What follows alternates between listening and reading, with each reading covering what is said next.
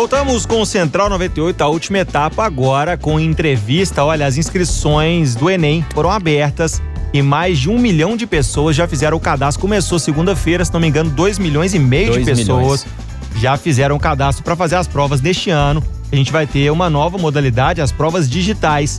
Mas a data de realização dos exames pode sofrer mudanças aí por causa, é claro, da pandemia do novo coronavírus. Para dar detalhes sobre o Enem 2020, a gente conversa agora com o presidente substituto do Instituto Nacional de Estudos e Pesquisas Educacionais, Anísio Teixeira, o INEP, o Camilo Mussi, que já está na ponta da linha para conversar com a gente.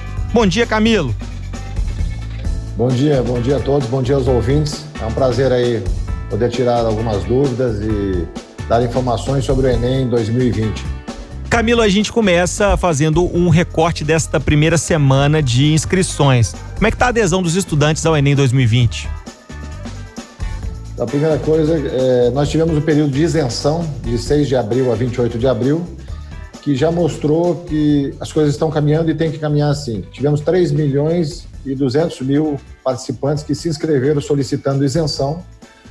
Ou seja, isso significa que as pessoas estão tendo a informação que vocês ajudam a divulgar do período e também estão tendo acesso à internet e a computadores. 60% das inscrições foram via celular e 40% via computador, notebook e assim por diante, físico, em casa. Em casa, né, o computador maior. Nas inscrições começamos segunda-feira, às 10 da manhã, e nesse momento já estamos com mais de 2.600.000 inscritos. No quarto dia, né? E também o número de pessoas que estão utilizando o celular está em torno de 61% e 39% usando computadores desktop. Então, as coisas estão andando e é importante que as pessoas saibam que as inscrições estão ocorrendo e que encerram dia 22 de maio, né? Das 23h59. Esse fluxo é um fluxo considerado normal, tendo em vista as inscrições dos anos anteriores, ou nós ainda estamos aquém dos números que o INEP acha os adequados para o número de inscritos? Então, o INEP acompanha, né, o tempo todo o número de inscrições em relação ao ano passado. Este ano, nós já atingimos 1 milhão de participantes 2 horas antes, no mesmo período do ano passado. Atingimos na segunda-feira às 6 horas, e ano passado foi às 8 horas. Atingimos 2 milhões no segundo dia, 1h30 antes do ano passado. E hoje devemos atingir os 3 milhões. Então, o fluxo está igual, um pouco maior do que o ano passado, o que significa que nós podemos continuar com as inscrições, pelo menos a decisão nesse momento, porque mostra que as pessoas estão tendo informação, estão conseguindo fazer, mesmo com essa pandemia com o Covid-19, né, com as pessoas isoladas. Mas então o fluxo está normal, e isso é muito importante porque a gente acompanha para tomar decisões de adiamento ou não de períodos, né, de inscrição e de isenção. Camilo, bom dia, o João Henrique do Vale. Como você falou dessa questão do adiamento, ontem até o presidente Jair Bolsonaro falou dessa possibilidade de adiar um pouco para frente, mas que vai continuar ainda em 2020. O que tem de conversa? A gente tem essa possibilidade realmente? O que você pode falar sobre isso? O importante é que as ações anteriores ao Enem, elas continuem existindo. Então, o Enem a gente começa em abril para fazer uma prova normalmente em novembro e entregar resultado em janeiro. Uhum. Então, nós temos que fazer, como fizemos período de isenção, temos que fazer a inscrição para que em determinado momento a gente possa fazer o ensalamento dos alunos, que é uma logística muito complexa. Porque nós temos que pegar esses 5 milhões de estudantes que estamos, né, prevendo 5 milhões a 5 milhões e meio que devem estar inscritos como nos anos anteriores, 2018, 2019, e temos que colocar eles em salas de aula divididos para imprimir a prova, porque o Enem é o maior exame identificado do mundo, ou seja, a prova chega com o nome do aluno na sala de aula, e é o segundo maior exame do mundo, só perdendo para o exame da China. Então, essas etapas anteriores, elas têm que existir. A data, nesse momento, está fixada para o dia 1º e 8 de novembro, o Enem digital, e 1º e 8 de novembro, o Enem impresso, e 22 e 29 de novembro, o Enem digital. Essa data é importante nesse momento para que os estudantes saibam que tem que estudar, que tem que se preparar porque vai ter Enem. Uhum. O presidente Bolsonaro e o ministro da Educação já sinalizaram que, dependendo daqui a um mês, ou daqui a um mês e pouco, poderemos verificar se essa data se mantém ou não. Agora, não dá para pensar, por exemplo, numa data em março, porque se a prova fosse em março, nós teríamos o resultado em maio, no meio de maio. E aí o SISU para o Unifiéis só entraria nas universidades em junho e julho. Então não é possível pensar no adiamento que todos percam o semestre que vem se não tiver Enem. Então, não ter Enem neste ano significa ninguém entrar por essas políticas públicas no ano que vem nas instituições de ensino. Então, por isso, a possibilidade de adiar vai ser estudado, dependendo do que aconteça, mas não é possível adiar muito tempo, senão o ano que vem é todo perdido, na verdade, ou pelo menos o primeiro semestre. Então, Camilo, só para concluir aqui, a ideia então é se estabelecer. Fala-se em possibilidade de adiamento, tendo em face a pandemia, mas o objetivo é não que essa data aconteça antes de março ou maio do ano que vem, né? Para que não atrapalhe essas inscrições, né? Assim, a data de março, por exemplo, é uma data assim, descartada completamente, né? Mesmo fevereiro já complica muito. Então, janeiro. O presidente Bolsonaro falou ontem que poderia adiar por pelo menos um mês. O mais lógico em termos de logística seria, realmente, se for para dezembro, para termos a entrega das notas em fevereiro, para que as pessoas possam aproveitar o SISU para a Unifiéis para entrar nas instituições de ensino superior no ano que vem, em março, por exemplo. Camilo, como é que o INEP vê a possibilidade de redução do conhecimento específico de cada aluno, uma vez que teve esse gap de ausência na escola e uma perda de informação que o aluno tem, até porque para estudar em casa e à distância, há que se adquirir uma disciplina que deve vir com o tempo. Como é que o INEP entende isso como influência de conteúdo na realização do exame? O INEP entende a dificuldade de muitas pessoas em relação ao acesso à internet, entende que algumas escolas públicas e algumas privadas não estavam preparadas para a educação à distância e ainda não estão nesse momento, mas entende também que o Enem tem que cobrar um conteúdo porque o estudante vai para o ensino superior. Então, ele não pode entrar no ensino superior, pelo menos na avaliação, com um gap de avaliação, que a gente cobrasse algo que vai precisar no ensino superior, que está previsto que ele tenha no ensino médio e que ele não teve. Então, a cobrança pedagógica, até porque as questões também são preparadas anteriormente, são pré-testadas anteriormente, é necessário que ele tenha esse conhecimento. Então, esse conhecimento vai ter que ser adquirido com muita dedicação, com muito esforço, nós entendemos também. Isso tem que existir, quer dizer, o importante nesse momento é que o estudante saiba esses 2.600.000 que já se inscreveram e os próximos que vão se inscrever aí durante esse período, que eles saibam que vai ter Enem, que eles precisam estudar e que eles terão a oportunidade de entrar utilizando o SISU para a Unifiéis ao fazer o Enem. Camilo, e esse ano nós temos uma nova modalidade, né, que é o Enem digital, e muita gente ainda na dúvida como é que isso vai acontecer. Dá detalhes aí, os alunos vão fazer em casa a prova, vão para algum local? Fala aí pra gente um pouquinho. Olha, isso é muito interessante, porque se nós tivéssemos em 2026, como está previsto, o Enem digital para todos, nós não estaríamos conversando muito sobre essa logística e tudo mais, porque seria muito fácil fazermos a prova em épocas do ano diferente, fazemos a prova com uma correção mais rápida, né? Então, assim, realmente a ideia do Enem Digital, que a gente começa com 100.000 estudantes esse ano em 99 cidades do país, em todas as unidades da federação, e que já estão praticamente esgotadas, foi um sucesso essa busca dos participantes, e ele terá o mesmo peso do impresso, ou seja, quem fizer o impresso ou fizer o digital, porque eles só pode fazer um deles, competirá no SISU para a Unifiéis com a mesma comparabilidade da prova. Assim como quem faz a reaplicação quando falta energia. Isso já é assim hoje em dia. Então, o Enem Digital, ele será num local pré-cadastrado pelo Enem e credenciado.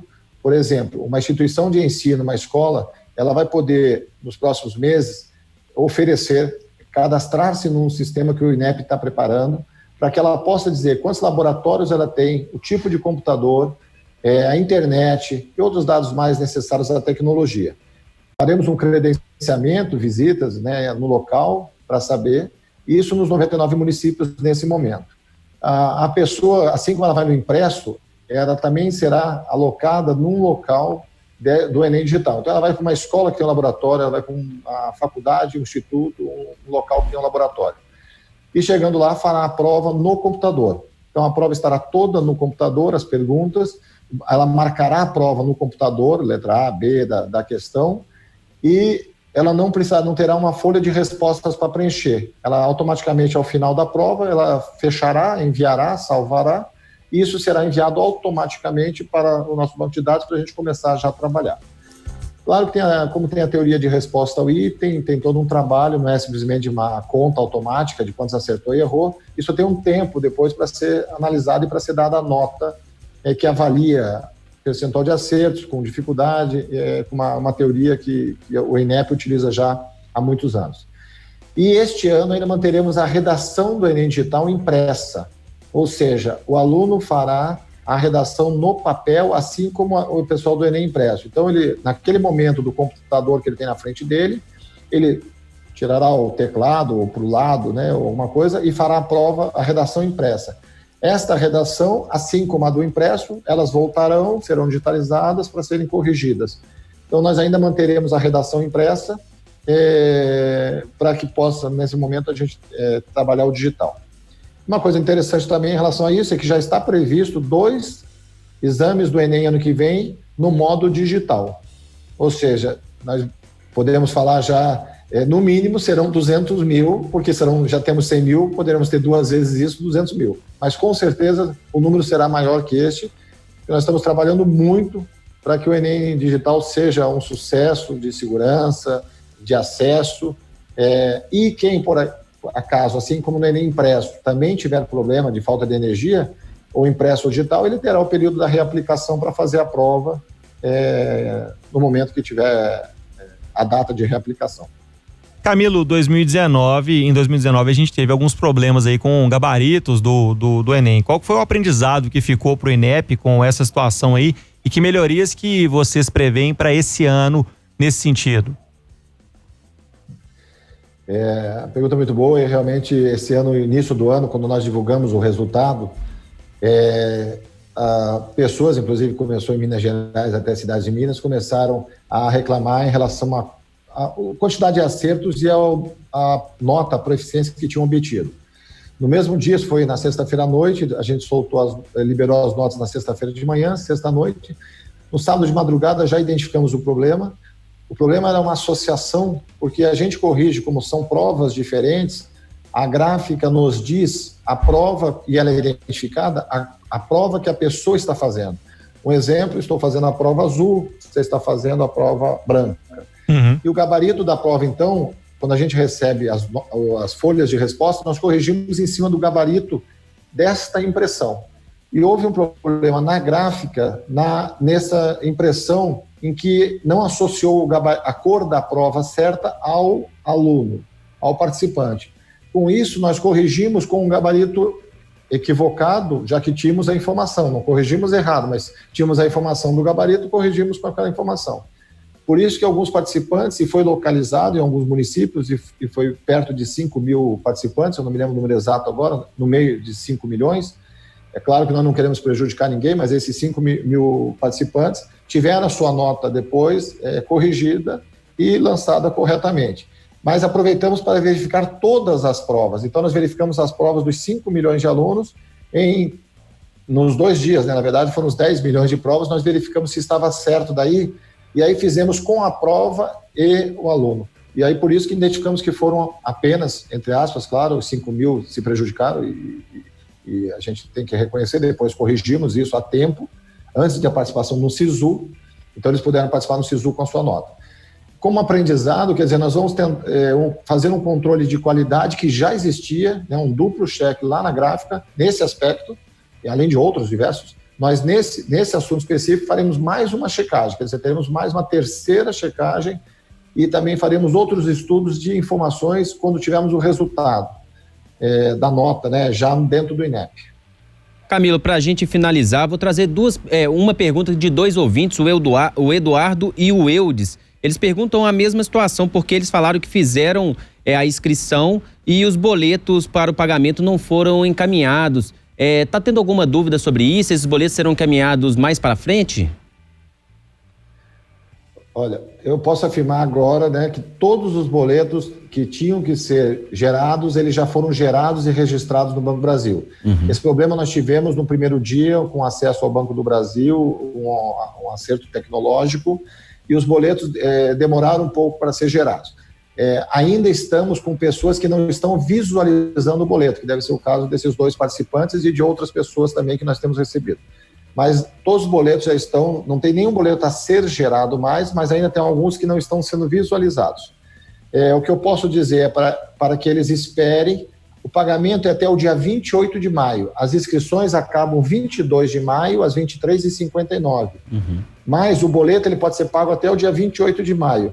Então, eu sei da ansiedade dos participantes, é claro, né, todos nós temos essa ansiedade de resolver, às vezes, o problema logo, mas hoje ainda temos 14 dias, mas isso já está resolvido, mas teríamos 14 dias para fazer o pagamento. Então, as pessoas podem aguardar com calma a geração do boleto, a inscrição dela está feita, só falta o pagamento, que ela tem que fazer até o dia 28. Então, o problema foi detectado, já estava sendo resolvido no primeiro dia, mas os boletos estão todos prontos e já sem problema nenhum. Isso eu posso garantir. Já tivemos essa informação de manhã da equipe técnica e está tudo corrigido em relação a isso. Camilo Mussi, presidente substituto do INEP, trazendo pra gente aí as novidades e as perspectivas pro Enem 2020. Camilo, microfones abertos da 98, boa sorte com a aplicação do exame esse ano, viu?